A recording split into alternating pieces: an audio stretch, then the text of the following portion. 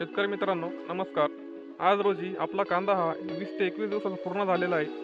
26 ते 27 ऑगस्टची आपली कांद्याची लागवड होती आणि आज आपल्या कांद्याची जर कंडिशन जर बघितली तर तण बऱ्यापैकी वरती आलेलं आहे आणि आज आपण आपल्या कांद्यावर गोलचा स्प्रे घेतोय. तर मित्रांनो हा झाला गोलचा विषय. आपण या पाठीमागे जर आपली पूर्व नियोजन जर बघितलं तर आपण उन्हाळ्यामध्ये या प्लॉटला शेणखत वापरलं आहे.